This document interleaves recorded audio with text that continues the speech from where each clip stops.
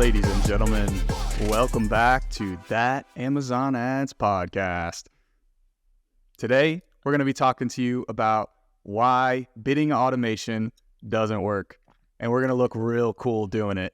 That's right. We're pulling out our bad boy glasses because we're probably going to make some enemies on this episode. So if you're on the YouTube, you can see our cool shades. We're bad boys today. That's right. And also, we're recording this in December. I'm going to take my glasses off because I actually can't see my screen. We're recording this in December, and this episode will likely be going live probably the second week of January.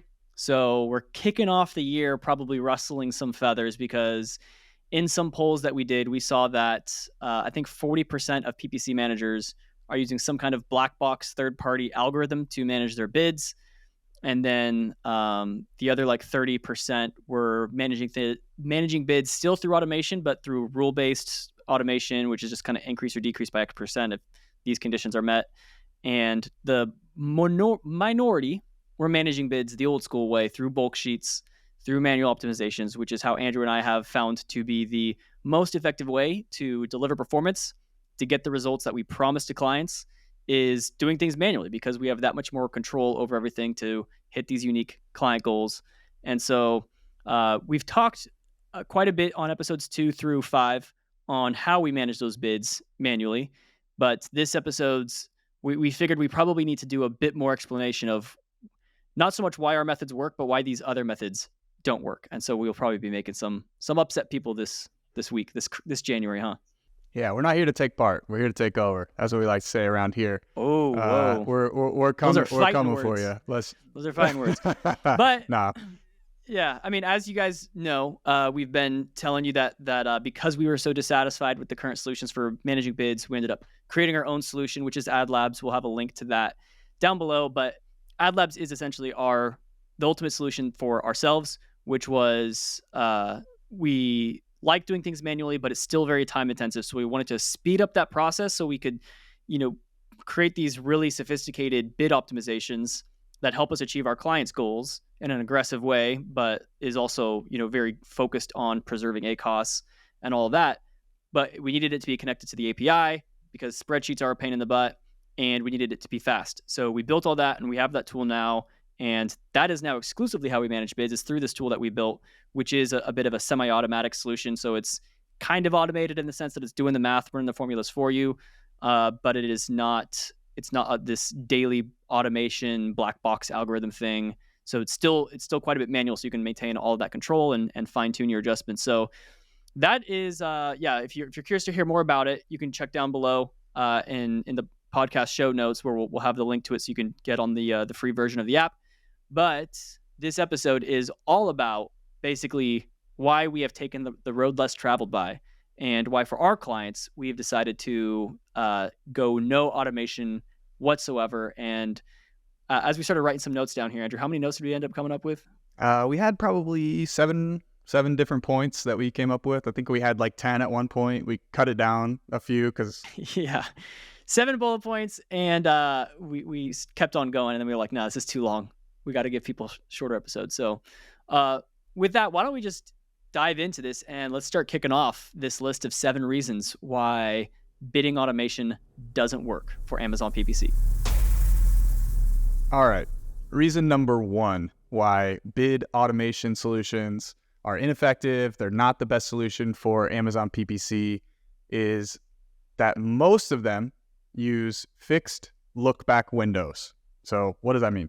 Essentially, whenever you're running optimizations, you're always selecting date ranges to how to make those optimizations. All the data that's going into the formulas that's outputting your bids is referencing a certain date range. And a lot of these tools will utilize a fixed look-back window. You have no control over if it's 14 days, if it's 30 days, if you want to look at a larger time dimension.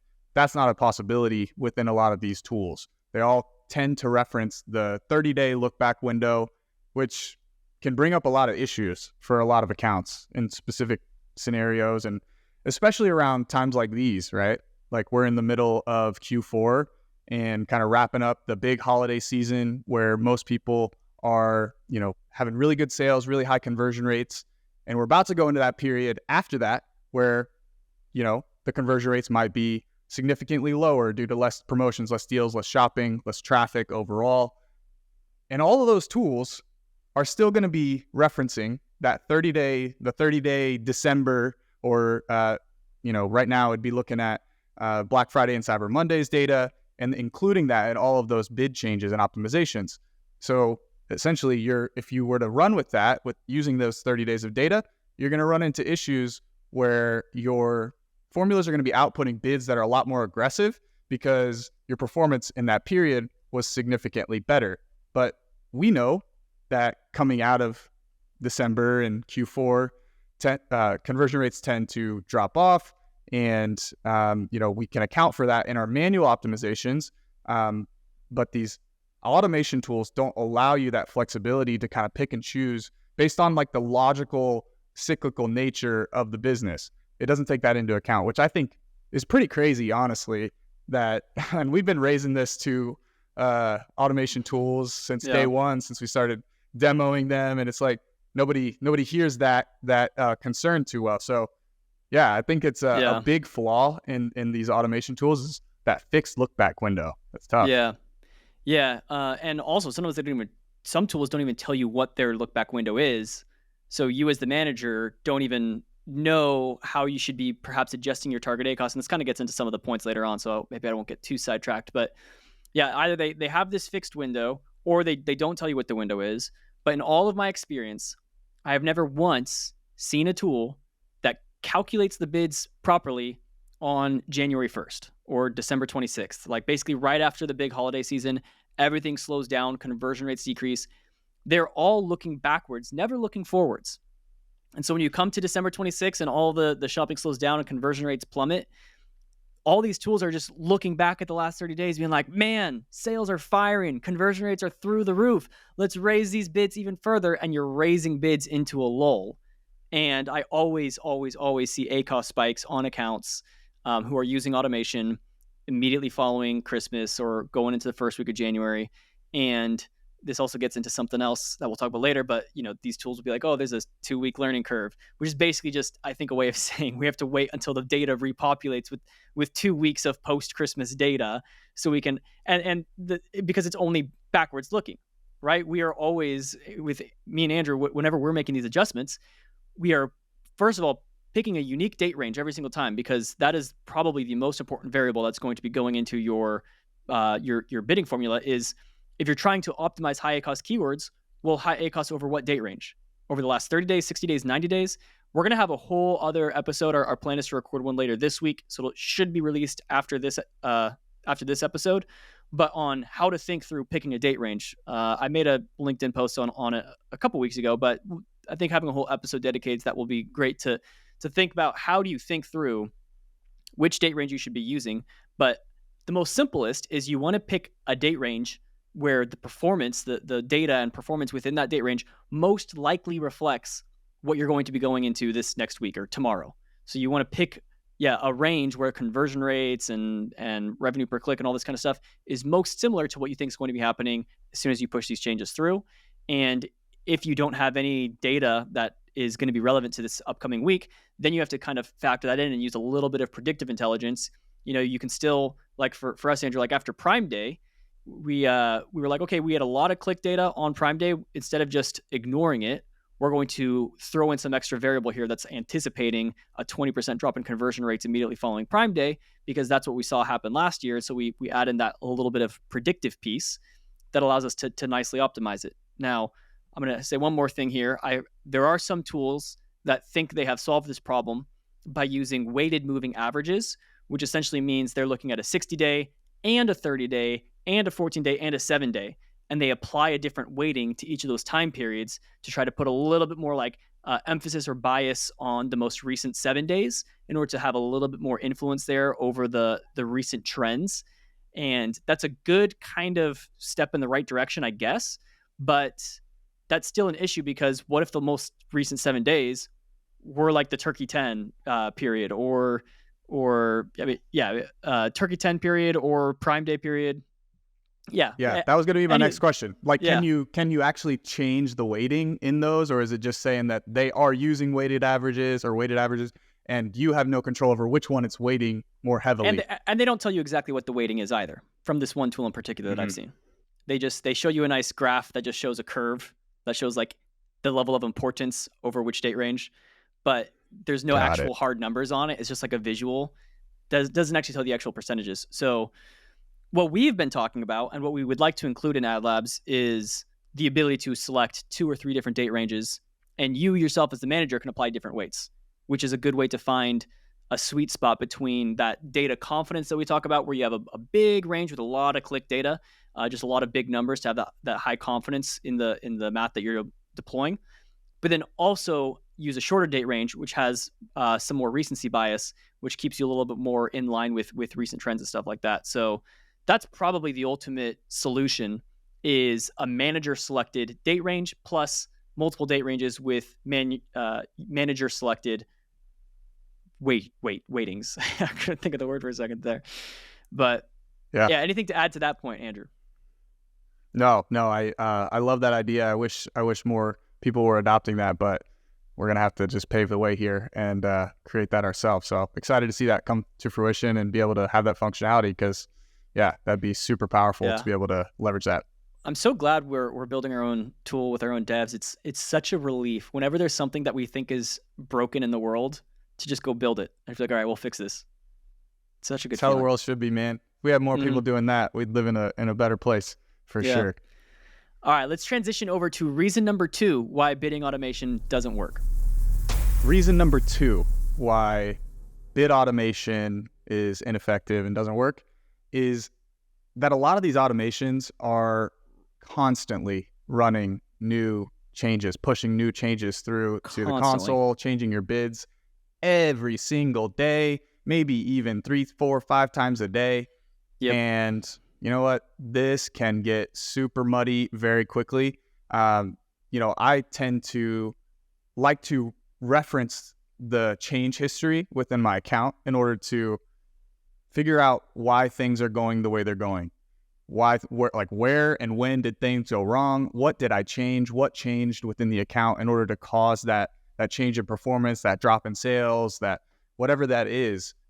Whenever you're using an automation tool that's pushing through all those changes every single day, all the time, it really prevents you from being able to see what change caused what. And this really muddies all your data. You don't know whether it was a bid-related change or whether it was a product-related change, like did the price change? Was there a promotion on this product that went away or that came online? Or did we get a bad review? Or did our sales rank drop or something like that? You wouldn't really be able to pinpoint and factor out whether it was a bid-related issue or a change to a bid that caused that change in performance. You would, be mudded. The water would be muddy when you're trying to figure out whether that was bid-related or not. Whereas if you're using a more manual approach where it's not constantly changing bids in the console, you're able to quickly pinpoint when the change in performance happened and see whether you had any bid changes related to that product and that campaign. And then you can factor that out as an issue or as a potential issue. And maybe you could start to look at some of those other potential possibilities, like whether the product, PDP changed or price changed, things like that. It's a lot easier to actually narrow it down to whether or not that was the thing that caused the change in performance. So that's one big thing that I really dislike about automation, is just how frequent the frequency of changes seems to be, not very thoughtful and a little bit sporadic. So definitely see that as a really big annoyance, at least in my opinion, from using automations. Yeah, I mean, if things ever start trending in the wrong direction, like your sales start dropping or your ACoS starts going up, one of the most important things that the manager should be doing is checking the history tab in the ad console to be like, what happened? And let's just say you're doing things the old school way. You're pushing through big bulk changes on spreadsheets, and you're doing these once a week or whatever. And you go into the ad console and you see in the history tab, there's one big gray vertical mark that says 10,000 changes were made on this day. And immediately on that day, you see that sales dropped. You were probably too aggressive on a specific keyword, and you probably need to go back and revert those changes. And fortunately, because of you working in bulk sheets, it should be pretty easy to go back and download the old bulk file that you had. Maybe you saved an extra copy before you uploaded your changes. And so you can go back, you can go back to that day in particular. You can see which keywords in particular were you changing the bids on, which keyword in particular had the sales that is now gone. And you can find that one keyword and you can revert just that one keyword or revert the whole batch. It's very easy to fix. However, let's just say over the course of a week or a month, you see that your sales are trending downwards and your ACOS is trending upwards, and you have 20,000 bid changes happening on a daily basis, and there's not that clear black and white, here's where things started doing worse. It's just a big trend over a long period of time. By the time a week or two has passed, it's been hundreds of thousands of changes. You don't know which keyword you lost the sales on. It's too impossible to track. You also don't know, of those bid changes, how many of those bid changes were being calculated based off of the keyword's performance versus how many of those were day parting adjustments being made. Was it the day parting, turning on the third party day parting that was causing the performance to suffer, or was it an actual keyword bid adjustment, or was it a placement adjustment? Like it's really impossible to know, and to try to track all this back. Maybe it wasn't anything to do with the bids. Like you said, Andrew, it could have been an issue with the product page. Maybe the product itself started pulling up some bad reviews over the course of that week, or it started going out of stock or low on stock or whatever. The point is, it really obfuscates the data for us and makes it practically impossible to figure out what's going wrong, outside of us just, when we have used tools in the past just to test them and we see things start going south in terms of performance. All we can do is we can just look at what the current keyword bids are at, and we'll be like, this keyword has like a $4 bid when our average CPC is 50 cents. So we average 50 cents. The bid's currently at $4 and the ACOS is 200%. All I know is that is a bad bid and that is not good. I don't know why it made this decision, because these things, they are like black box algorithms and you can't trace it back. It's just over the course. This was a real example, by the way. This was last January when we were testing this out, a year ago, January. There was this keyword, and there were actually several of them that had $4, $5 bids, even though the ACOS over the last week or two was through the roof. We're talking triple digit percentage ACOS. And our only assumption was that the tool must still be looking at the ACOS throughout November and December, where the ACOS looks good and is not giving any credence to what's happening now, because it just keeps raising these bids to ridiculous levels. And so even then, though, we can't really, it was just impossible to pinpoint where exactly, which keywords do we need to change back. It was the whole system. It was just all the adjustments that had been made during that period going from Christmas into January. Everything went south. We couldn't pinpoint it to one specific thing. It was just the whole thing. And if you are using these automated systems and you're not saving bulk files of basically snapshots of your accounts, it's also impossible to revert it. Like, you can't go back to the way things were when they were better. And so hopefully the problem is clear for why this doesn't work. And that's why we think, not doing daily optimizations, but doing once or twice a week has proved to be very sufficient for us. Usually, like on Mondays, we'll do one big round of adjustments. Were you going to add something there? Nope. Go for it. Okay, I saw you. Keep going. You open your mouth. Maybe you're just breathing. We'll do one big mouth breather. Just kidding. We'll do one big round of adjustments, like on Monday or Tuesday or whatever. And then you check back in over the course of the week, and based on the kind of the real-time feedback that you're getting from the console, maybe doing one smaller round of batches, just some fine-tuning, some tweaking. On Monday you went in and you started pushing on some sales, and then over the course of the week, a couple of those keywords, maybe as you increase those bids, they were brought a phrase match. They started pulling in some additional search terms you previously weren't competing on. So now that data is now in there, now these are high cost keywords. And so you'll go in and kind of just do a smaller adjustment midweek just to kind of clean some things up. And that's it. And that's enough for you to have these regular cadences of bid optimizations and still be highly responsive to the trends and performance and all these types of things, but you still have full control. And also, just fun fact, in Ad Labs, whenever we make an adjustment, we have something called the time machine, where it logs what all of the bids were set up before you made that adjustment. So if you happen to make a mistake or something, you can easily just go back and with one or two clicks, just set things back to the way they were pretty instantly. And to us, that is just the most efficient way of managing bids, is keeping these regular snapshots of your account as you're making changes, that you have something to fall back on, right? Like, you don't want to go through and write a 10-page essay and never hit the save button, only to see it get deleted, right? Like, you want to be constantly saving your work. And so we have that built in as well. But yeah, that's when you're just having these other automations just take over full control. They can sometimes go rogue, and then you're stuck there basically not knowing what's the issue. Is it the bidding optimization? Is it the way I set the bids? Like what's going on? You're left in the dark and you're confused and frustrated probably. And even if you did take Steven's advice and actually download a bulk sheet every single day, like just to store that historical settings and be able to do that, nobody's going to do that, first of all.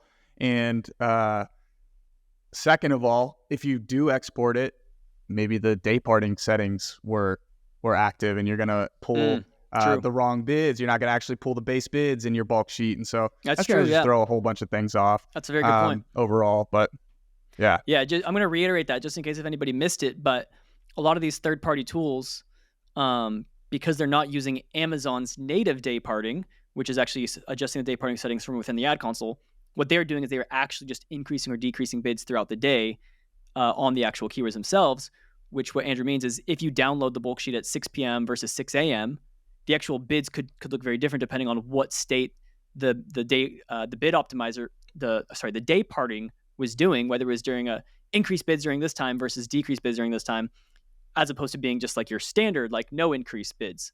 So it's like, you don't know if when you download these snapshots, if it was the standard bid or if it was in one of these like increase or decrease modes throughout the day. So it really screws you up. Yeah, totally. All right, let's move on to number 3. Number 3. All right, number 3. This is a fun one. The infamous 2-week learning period, as is all too common for those who have used automations where they flip things on and over the course of the next week or so, performance is not good and they contact support and support tells them, oh, there's a 2-week learning curve. It's a machine learning system. It's AI. It's whatever. And they just tell you to give it more time. And during that time, we don't know if the software is just stalling to try to reduce your prorated refund, or if they're trying to just hope to buy some time for a miracle to come through, hoping that you get some deals, badges, or something on your products to help boost things out. But for me and Andrew and our clients, a 2-week learning curve is not affordable. Like, we cannot afford 2 full weeks of losing money, losing ranking, losing sales, overspending. That can be extremely expensive. And if you lose some ranking during that time period, to get that back can take more than 2 weeks.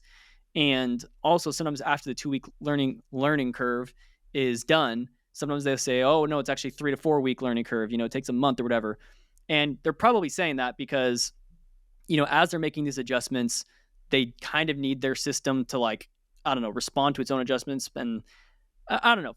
Let me just tell you what my experience has been with my clients. When I tell them we're starting on the 1st of the month, I tell them you will immediately, overnight, see better performance. And I say within the first 30 days, and you guys have heard me say this on the podcast a million times before, but I still say it to clients.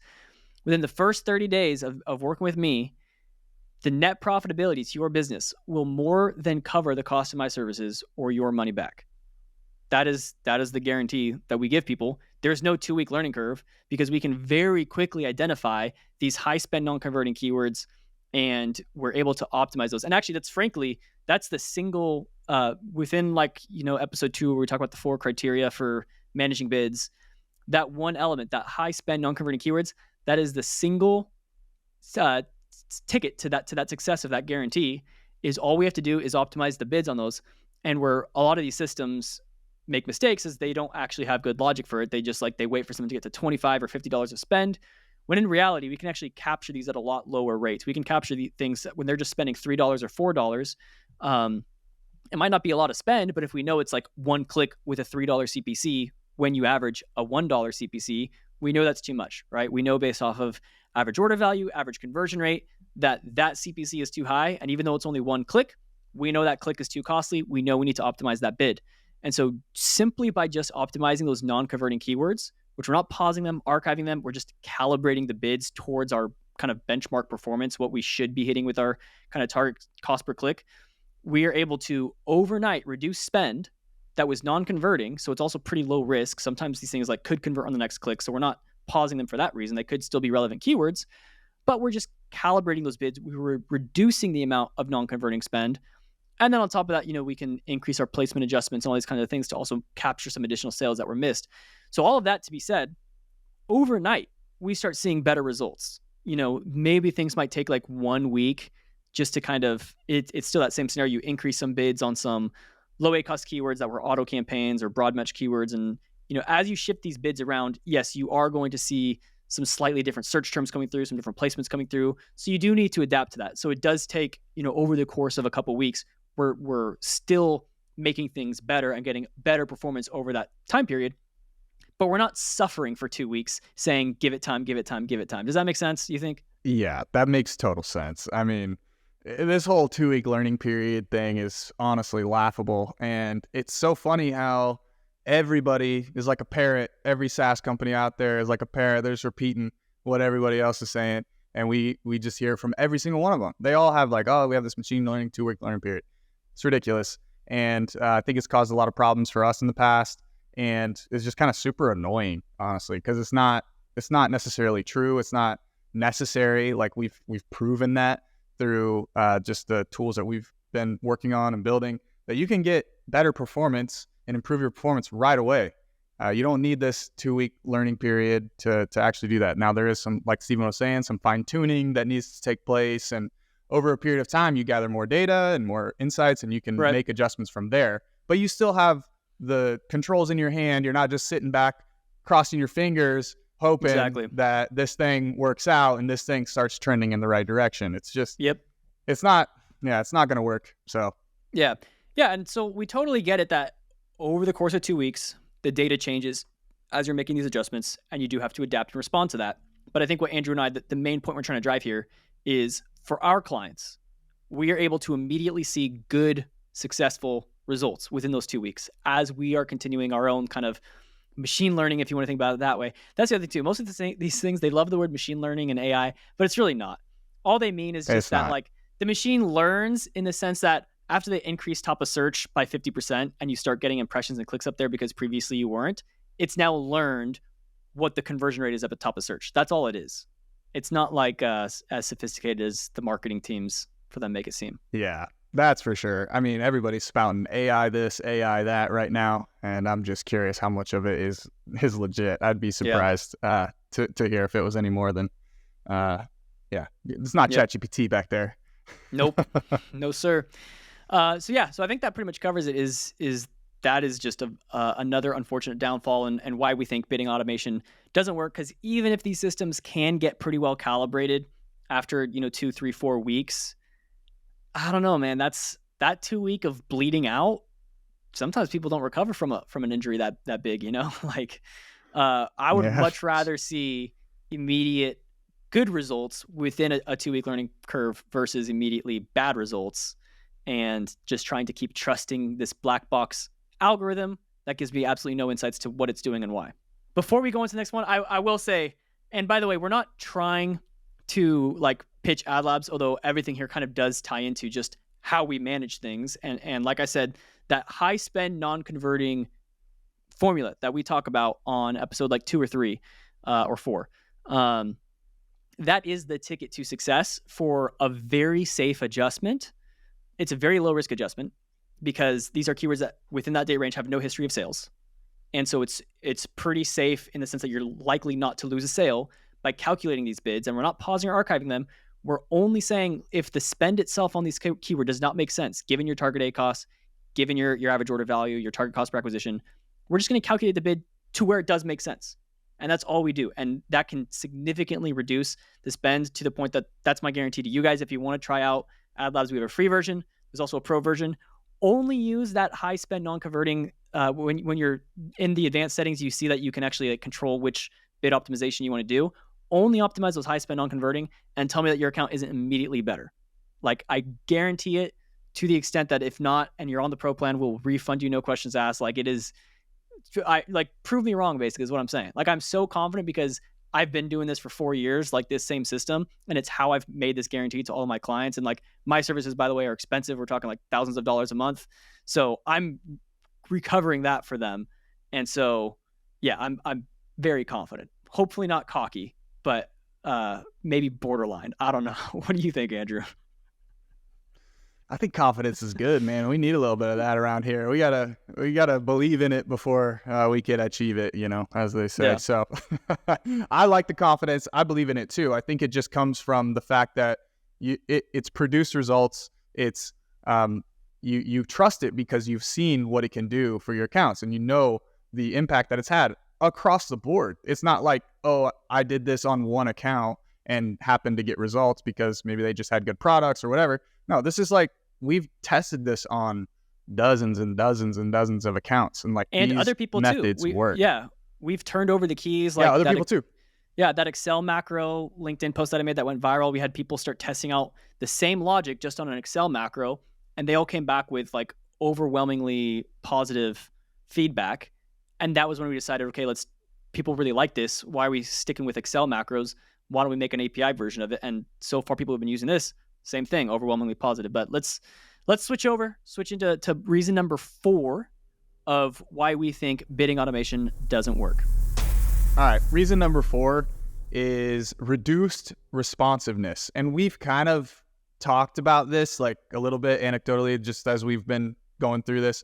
But kind of what we mean is, let's just say, for example, your client or you yourself as a brand realize that you need to start pushing spend and try to move more units, move more sales immediately, today, not in 2 weeks, not 2 weeks from now or a month from now, right now. Like today, we need to start seeing an improvement and a change in the direction and trajectory of a specific set of campaigns or product or whatever it may be. When you're using automated solutions, they can't do that. They don't have that level of responsiveness where you can come in, to their portal, change a couple settings that have the anticipated impact or actually respond to those new settings quick enough for you to actually see that impact in a day. It usually takes a little while. There's always like a learning period. Once you set new settings, the whole learning period now restarts, and now it has to start learning at this new target ACoS or something. I've heard people say that at some of these software places. So, this is a real limitation. This is a real limitation when time is of the essence and when there's no room for waiting around or anything like that. Like, we need to make moves quick, and that they're not nimble enough to be able to do that in a quick and simple and fast enough way, which I think, that's going to hurt a lot of people, especially, this has been a crazy Q4 for us. It's been pretty busy. We've been dealing with a lot of things. I think over Black Friday, Cyber Monday, we were in the weeds for sure, making tons of optimizations. Took a note down here. Did over 400,000 manual adjustments in 10 days. These things were all tailored to try to hit a very large budget, $1 million budget within that period of time. And we would not have been able to do that if we were using an AI solution. What would we have done? We would have gone in there and increased target ACoS by a little bit or something, and expected that to actually get our spend up to these big levels. Like, no, that's not going to happen. And when would it have happened? Would it have happened in 2 weeks, or would it have happened, over the course? It's just, it's not going to work if you're trying to be nimble and you need to be quick and make sharp pinpoint pivots and adjustments.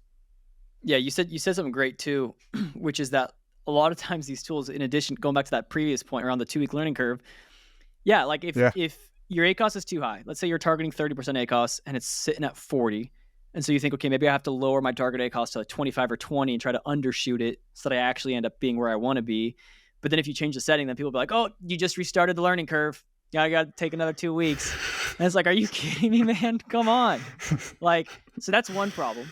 But then the example that you were just providing, Andrew, I think we almost need a whole episode probably to talk just about this ridiculous case study of, Andrew and I are used to working with big budgets with ridiculous requests from clients for just crazy goals that we have to achieve. We're familiar with working with that. Either over the course of a month or within maybe just 2 days of Prime Day. Like, we'll stay up and manually optimize bids for 48 hours. We can do that. But over the Turkey 10, Turkey 11 period, the Black Friday 11 days of deals period, we were not used to keeping up the adrenaline for 11 days strong of trying to manually optimize these bids. But let me just tell you what happened. We, like Andrew said, we had $1 million budget to get through in the course of 10 days over a small selection of products, only like 200, 300 products, a very small percentage of the total catalog. And we had to maintain a minimum of a $5 ROAS, or no more than a 20% ACOS. That was the max ceiling. If we ever went above a 20% ACOS with this $1 million budget, That's the kicker. That's the kicker. That's the kicker. So the way in which we did it is we literally had to monitor the real-time conversion rate trends as we were seeing them come through Amazon Marketing Stream, seeing these hourly conversion rates, and be responsive to them in the moment. Because you might see in the morning conversion rates start upticking. And this isn't, by the way, you can't just look at the last 2 weeks of data and assign some day party based on the last 2 weeks, because this is, an unprecedented period of 10 days of Black Friday deals where, I mean, it's unprecedented. So there's no historical data that's going to tell you exactly how you should be setting up your day parting. We have to be real time responding to these things. And when you start saying, okay, here's an opportunity based on today's spending, like, we're underpacing right now, but ACOS is getting high, so we can't push yet. So you're waiting for the conversion rates to start coming back so that you can push. And to do all of this in an app is just physically impossible. It wouldn't work, because sometimes you're needing to increase bids by 5%, sometimes 20%, depending on the spend pacing throughout the day, depending on the conversion rates that you're seeing as they're coming through. Also depending on the products. Products are going in and off of deals and all these things, and in and out of stock. And so it had to be manually. But even with this account, these bulk files are like 100 megabyte downloads. And these files take, just one turnaround on these to download, adjust, and upload, minimum 30 minutes, just given the file sizes and how slow Excel can be with this stuff.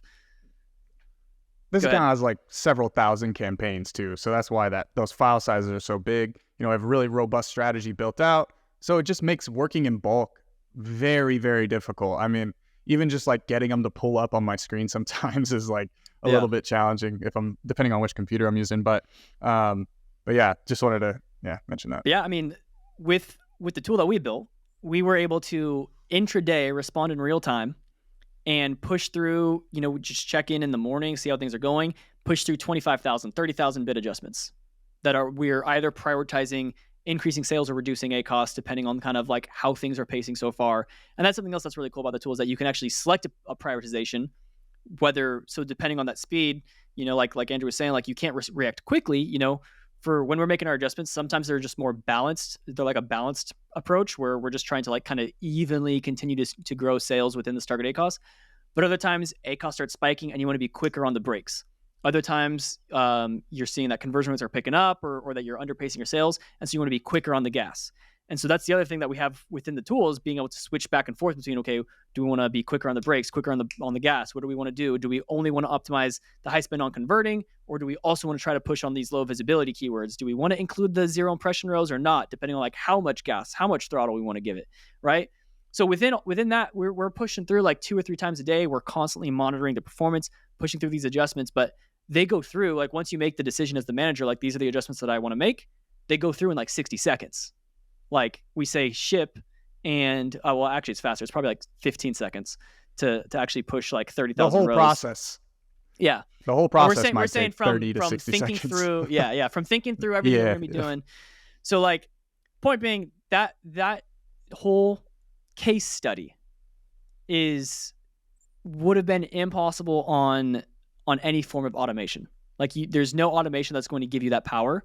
Like you have to be in the controls. And any other agency or manager that would have been using this account for some third-party software, they would either be wasting all that time that we put into optimization. They would have been wasting all that time talking to customer support from the software, asking, how can I do this? How can I do this? How can I do this? Or wasting all that time explaining to the client why they're not hitting the goals, and telling the client, you know what, these goals that you set forth were just too ridiculous. Like they were too big, too aggressive. We couldn't hit them. And maybe the client understands and says, you're right.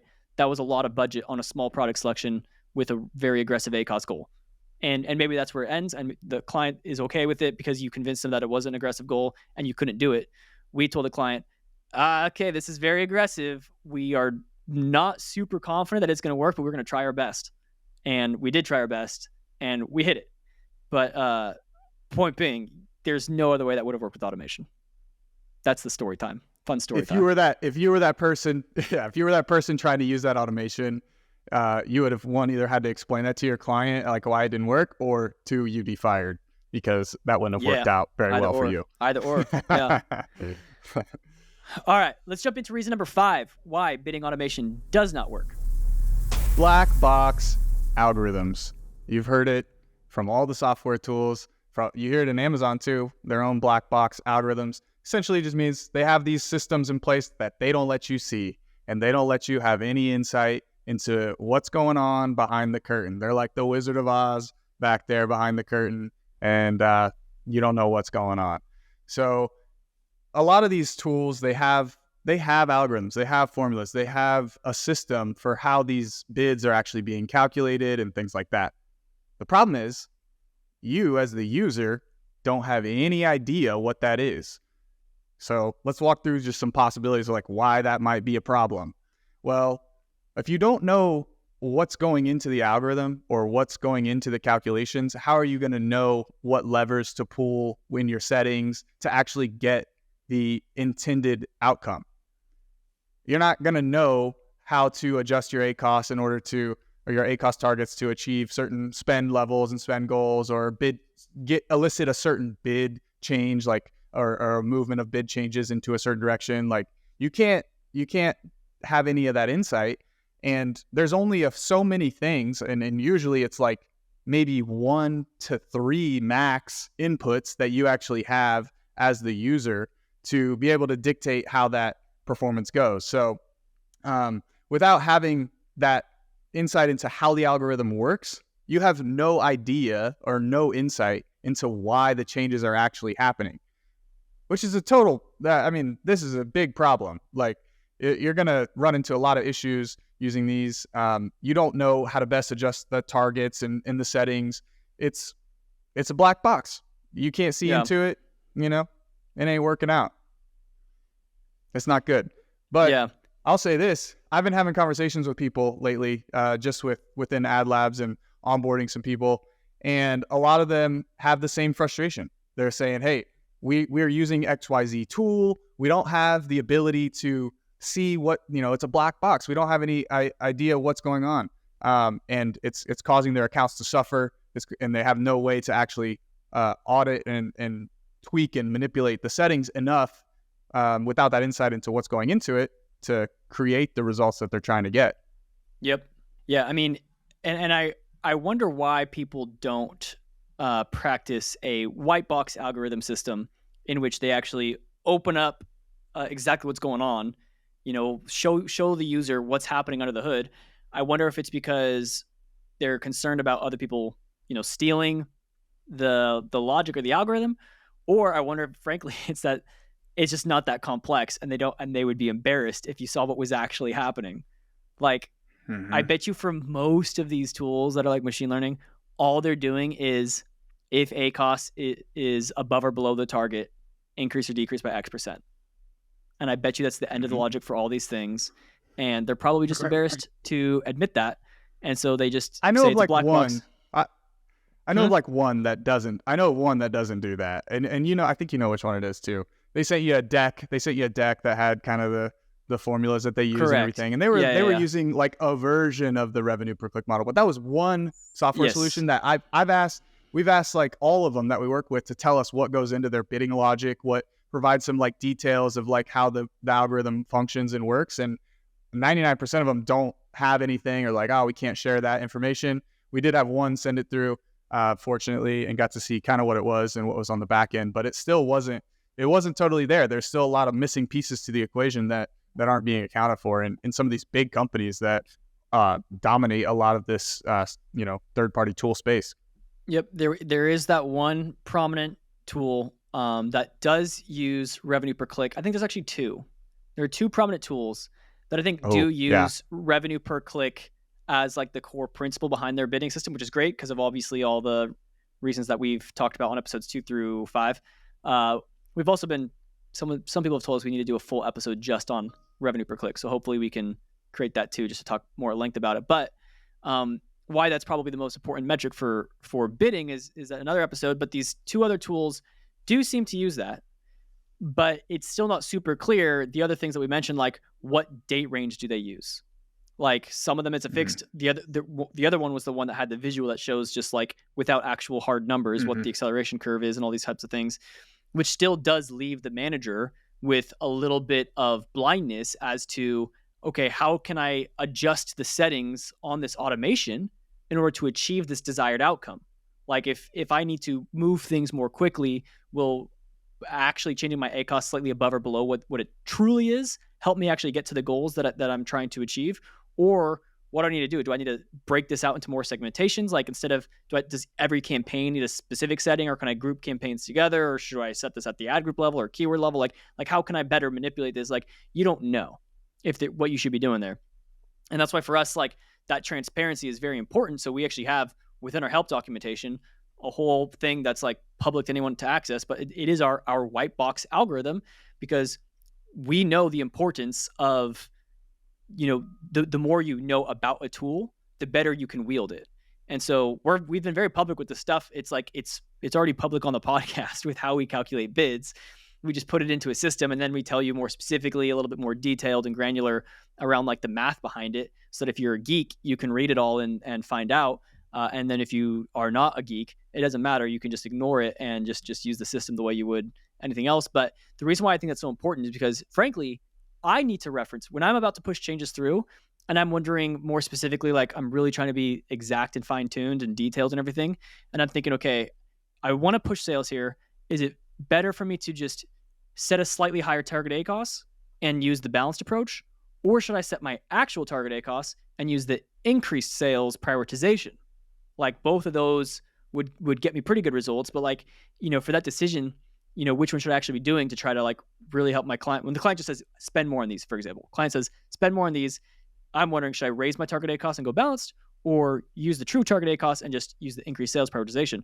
So I will actually go back and reference that white box algorithm to remind myself what I wrote behind what these adjustments are going to be or what these adjustments will be, because sometimes we're increasing by 5%, sometimes we're increasing by 10%, depending on different conditions and different prioritization. So all of that can be available to you, that I think is just absolutely essential, because no one else is.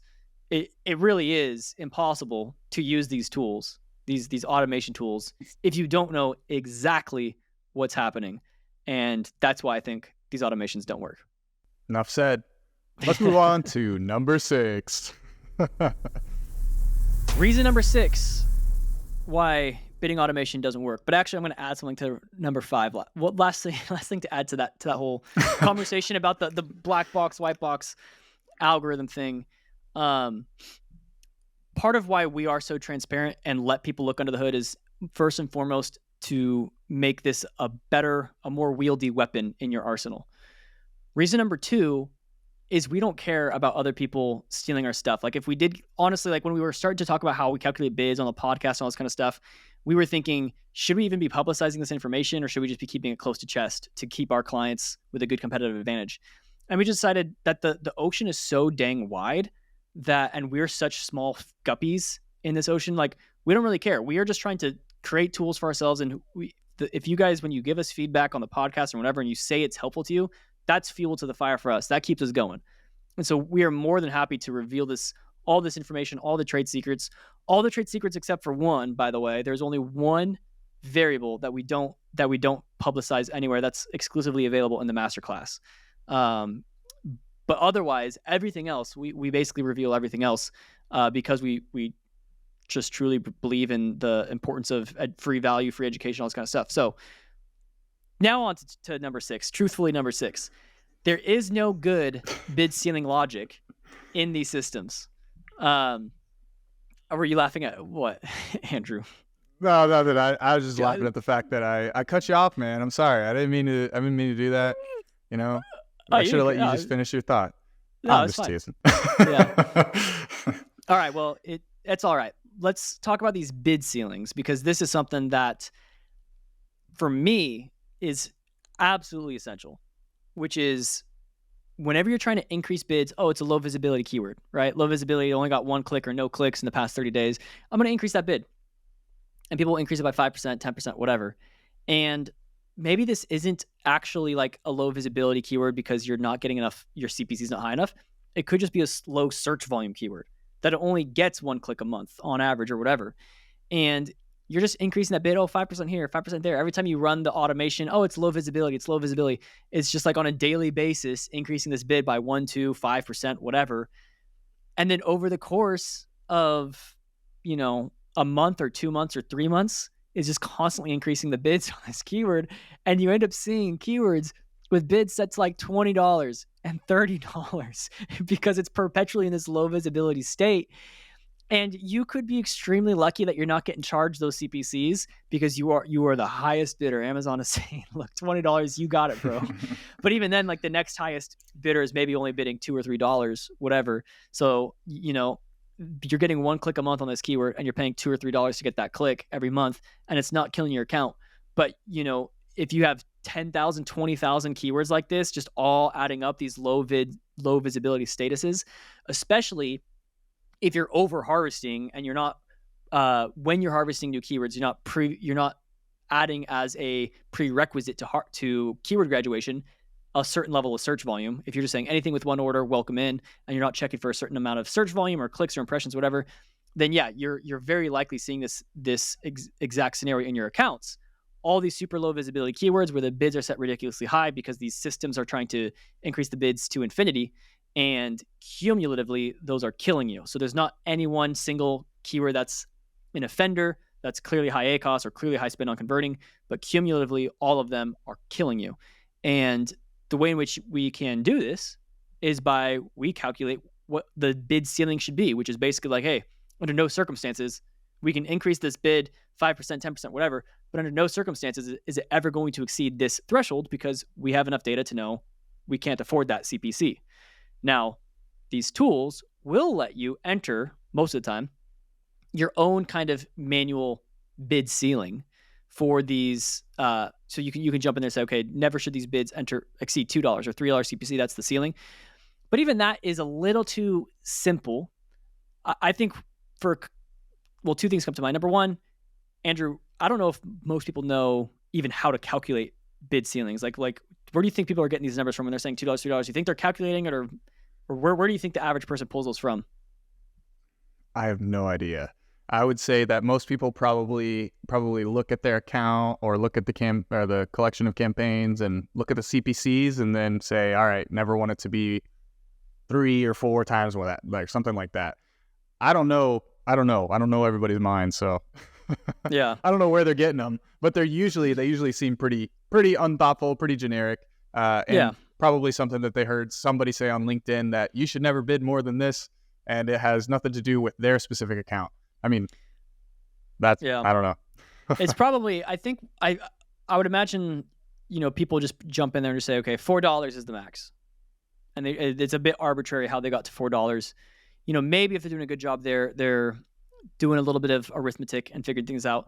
The way in which it should be is, and we'll probably have to do a separate episode on this actually, but how to calculate bid ceilings. All you're trying to do is you're trying to figure out what your target cost per click is.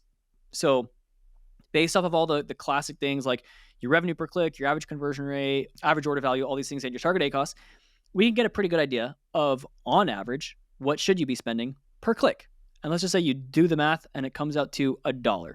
That's what you should be averaging per click, is $1. And that doesn't necessarily mean your bid is $1, right? Your cost per click could be different from your bid if you have dynamic up and down turned on, if you have placement settings, increasing or decreasing, etc. So that's not what your bid ends at. You just know what your target cost per click should be. But after knowing what your target cost per click is, you can just set that bid ceiling to say, depending on your aggression level, I'm willing to, for these low visibility keywords, I'm willing to let my bid get either just up to my target cost per click or get up to 2 times or 3 times or 4 times, depending on how aggressive you want to be on this low visibility keyword to see if it's worth it. For me personally, I'm not usually going over like 2x my target CPC in terms of my bids. Like that's where I impose the ceiling. But the point there, the most important point I think, is that we calculate this at an ad group level. So for every individual ad group is going to have a separate value for what the target cost per click should be. And because every single ad groups can have a different range of keywords, different products, different AOV, all these types of things. When people go in, even on these automated systems, and it's like, okay, cool, I can calculate it at the account level, and I can apply it to all these accounts, or even a big batch of campaigns. That's likely being way too broad, because I have some accounts with a lot of SKUs, and when we split these out into single product ad groups, there will be some ad groups where the target cost per click should only be 50 cents, and other ad groups where the target cost per click can be like $2, $3, because the conversion's just that high and everything. And sure, yeah, those could probably be broken out to separate campaigns or whatever. But the point that we're getting at here is, in these automated systems, they either don't have any bid ceiling logic, so it'll just increase these bids to $20 and up without you entering a bid ceiling, because they don't have any like smart bid ceilings in place. Or if you do enter a manual bid ceiling, the issues, the downfall usually comes because you're using the wrong bid ceiling, because you're not, going in there and constantly changing those bid ceilings for every single ad group or every single campaign, or blah, blah, blah, or also adjusting based on your prioritizations, whether obviously you would want tighter bid ceilings when you're trying to be more focused on reducing ACoS, and looser ceilings when you're more focused on growing sales. So all of that's absolutely essential. And so for us, we do that down at the ad group level, because that's like the most granular, and the keyword level too. We also have smart bid ceilings for keywords. But what were you gonna say, Andrew? You started smiling. No, I was just thinking that imagine trying to do all that in an Excel sheet or a bulk sheet of some sort. It's not possible. That level of granularity and sophistication, and looking at all those different layers of the entities, starting at that keyword level, looking at that ad group level, like the process that it would take to go through that and do that manually on your own is just going to be so time consuming, and really just not possible without some sort of web solution of some sort. I see this. I see it all the time, where there will be a low ACoS keyword with a $10 bid, and it's like you're targeting a 30% ACoS, and this keyword, and I see this when I'm auditing accounts, and I flag it. I'm like, hey, this is a $10 bid. And they're like, yeah, but the ACoS is 5%. I'm like, that's because you got lucky, because it has one click and one sale, and or maybe just like, maybe it has a lot of clicks, but it's like, dude, you are getting so lucky that Amazon's only charging you 50 cents. All it's going to take is one competitor coming in here and making you put your money where your mouth is, and they bid $10 as well, and your CPCs jump from 50 cents to $10. And we actually have a friend who had this very example. He had on his he had $20 bids with dynamic up and down turned on, and didn't care. He was so lucky that he was getting by with like $1.50 CPCs. But if he ever got charged for the full price that he was telling Amazon he was willing to pay, oh boy, that would have been brutal. So point being, this is why you need these ceilings. Yeah, this is why you need these ceilings in place. And I haven't yet seen a system, an automated system, that's has this basically this level of sophistication in it, in which it knows, like, you give it enough information, you tell it what your target ACoS is, and it knows everything about your average order value, average conversion rate. We can easily calculate what these bid ceilings should be, and then we can let bids go, stop right there, or go up to 2x, 3x, 4x, depending on whatever. And yeah, like it's absolutely essential. And because these systems don't have that good bid ceiling logic built into them, I say automation doesn't work. Boom. Okay, reason number 7, our final reason here in this list: placement settings. Placement settings. That's what we're going to talk about in this one. Steven, I have used some of these tools, and I would say that most of them either have kind of a standardization, like you'll see most of your placement percentages across all your campaigns are like exactly the same. Best case scenario is that they don't actually do anything. But a lot of times what you'll find is these placement settings are being set with no real logic, no real rhyme or reason. They don't work in tandem with bids. Like there's no clear representation of why these changes have been made to these placements. So this one, it is really fun for me, and especially within Ad Labs, I really love this feature, how we're really tailoring and pushing spend and optimizing these campaigns towards their best performing placements, and finding ways to hit target ACoS across all of these different placements. And this is really essential for you to deliver appropriate performance. Otherwise, you're going to be spending and wasting a lot of money on things like product pages that don't deliver as high conversion rates as, say, top of search in most scenarios. So a lot of times what we'll see is, these placement settings are underutilized whenever we're auditing accounts. Like we'll come and we'll see either they just have no placement settings or it's just all the same. It's just a blanket application of placement settings. And we think there's definitely a better way to look at this. And you can definitely get a lot more sophisticated in how you're actually calculating these placement settings for each individual campaign, each individual group of campaigns that, has a particular product. There's a lot more sophistication that goes into how to actually calculate those placement settings that a lot of these automation tools either just don't know or aren't utilizing, or I don't know what it is, but I see that all the time. Yeah. I think the best way to say it is for these a lot of these tools, best case scenario, there's no placement adjustments happening, like they're just not even touching it. In the worst case scenario, they're doing it wrong. But I have not yet seen anyone make these adjustments appropriately. And actually, I'm personally frustrated, Andrew, with myself because the episode that we did on how to calculate placement adjustments is our number one most watched, most liked video on the YouTube channel. And I butchered that episode, in my opinion. Yeah, it's first of all, it's outdated, yes, because Amazon added rest of search like a few weeks later. And I was having such a hard time explaining the concepts that I now have it so much better down that I would love to do a part 2 of how to calculate placements. I'm just worried it's not going to get the same traction because the other one already has all the SEO value and the momentum. So it feels like a waste to do a second episode. But if you guys all comment on this one asking for a round 2, then we'll do it. We'll approve it. But point being, the number one mistake that I see everybody doing, everybody does this. They say if the placement ACOS is above my target ACOS, we reduce it by X%. And if it's below my target ACOS, we increase it by X%. That is the end of the logic for these things. We increase or decrease by X% if the ACOS for that placement is above or below my target. And that's it. And that is so wrong for a number of reasons, but the simplest example of this would just be that you can't decrease below 0%, quite simply. So what do you do if the placement is over your target ACOS, it's overspending, but you can't decrease it by more than 0%? Like it's already decreased. The fact that you can't do it shows you that logic doesn't work. And there's a lot of other reasons for why it doesn't work, but hopefully that's sufficient that doesn't work.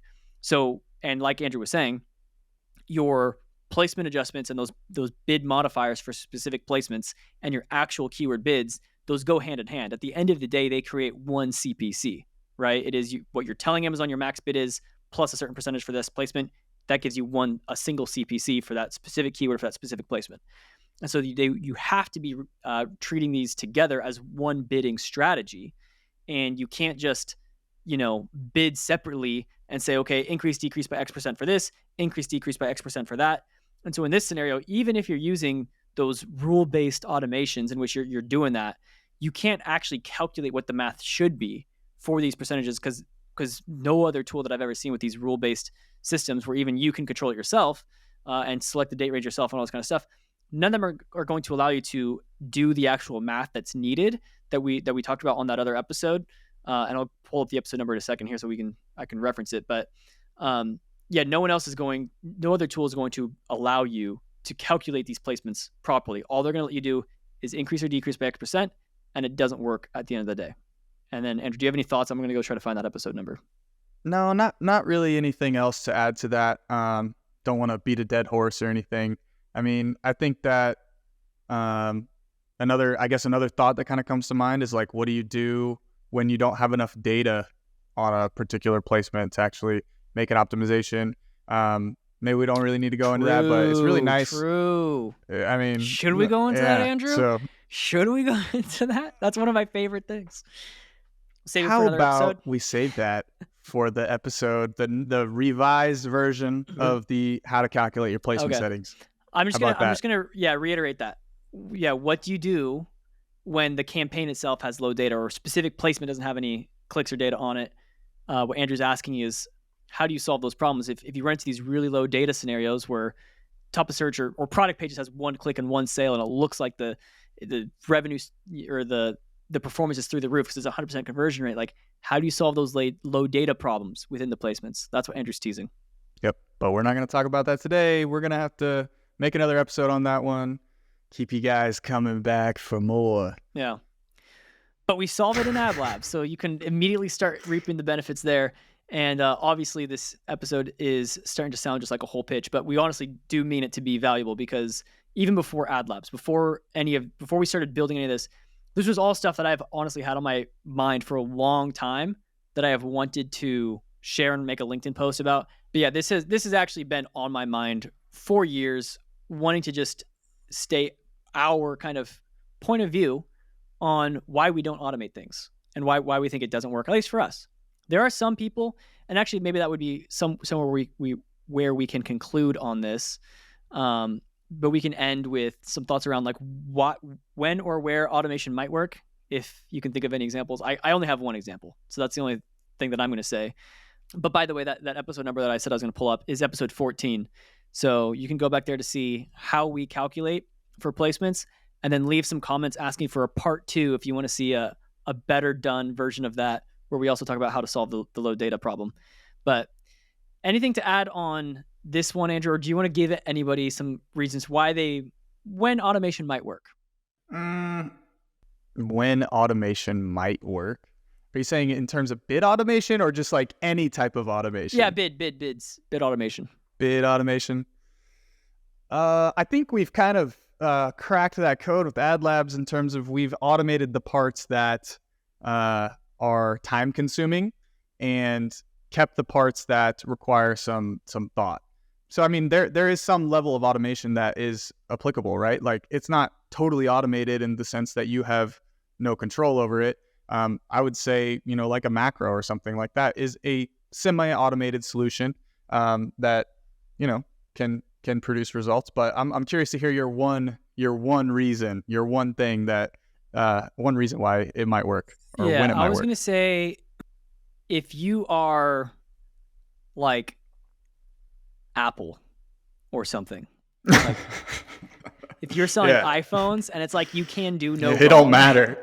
Yeah it don't matter. Like when you are brands with massive scale and just massive awareness, and your conversion why are you rates even running ads? Yeah, well, I mean, you probably still need them, but I'm just kidding. Yeah. So when you're at that size, when you have that strong of a branding to where like you're going to get a lot of forgiveness on like overspending CPCs because your conversion rates are going to come through other stuff and blah, blah, blah. So like if you just have a massive brand and you can kind of just put things on autopilot, and the most important part for you there is just to keep the fire on and the fuel going, I guess, in terms of continuing to push spend to your products through search. And that's kind of the end of it. But for any other brand out there that's fighting tooth and nail to win those spots in search. I had one. And yeah, what? Yeah. Or you have a brand like you that, didn't or you tell me have you were gonna another ask me thing that? to add? Yeah.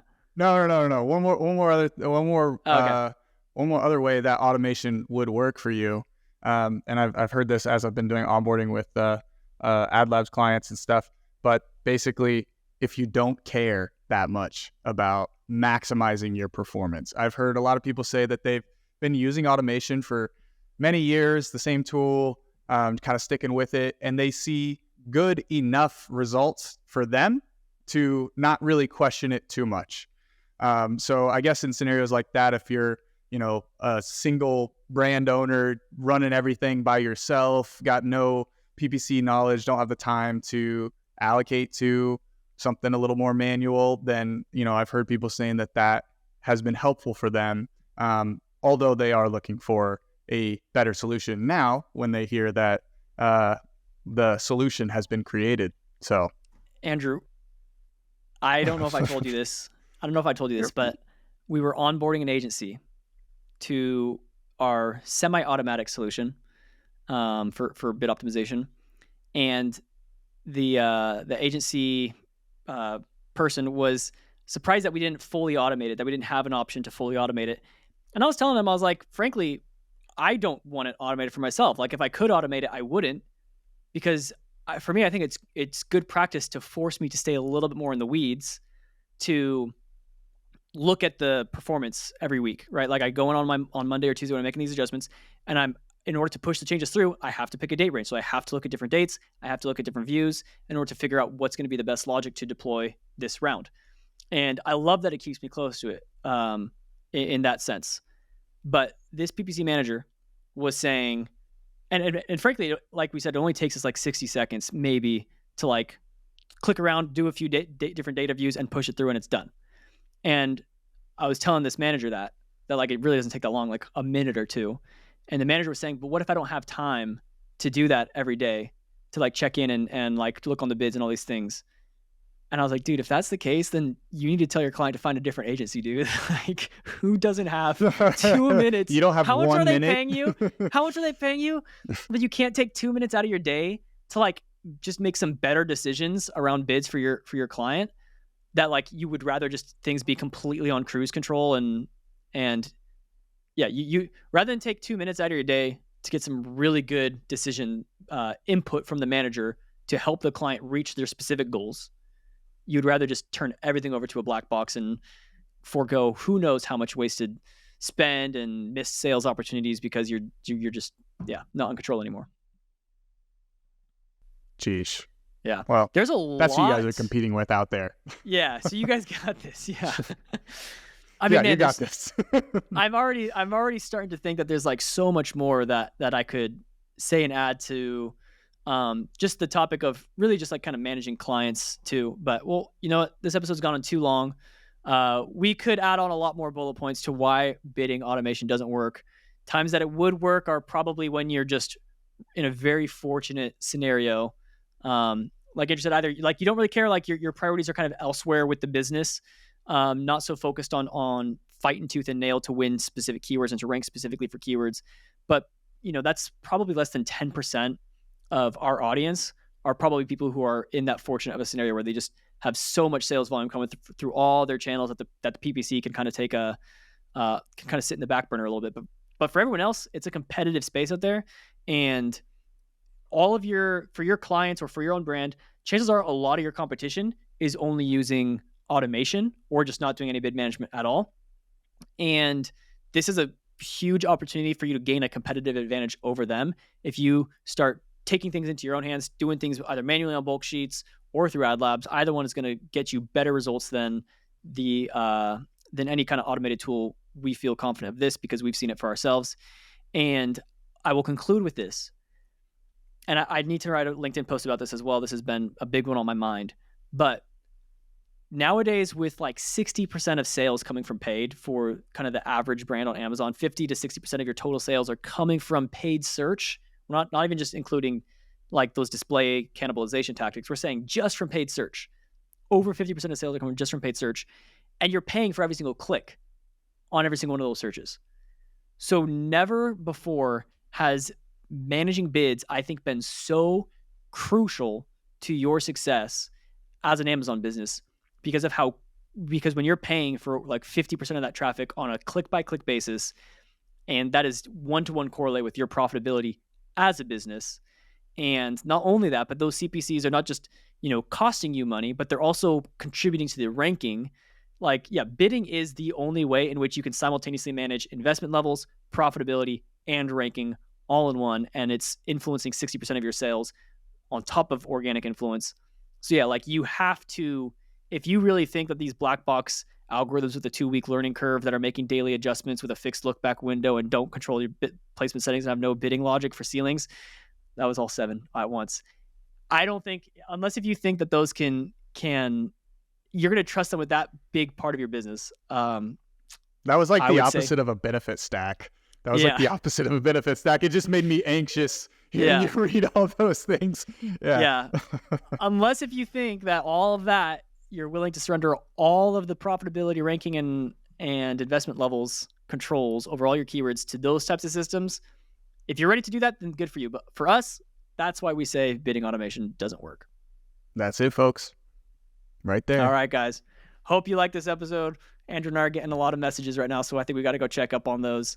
and see what's going on. So we'll catch you guys next time on that Amazon Ads podcast. Let us know what you think. Comment, reply, like, and we'll get back to you guys. Peace. See you guys.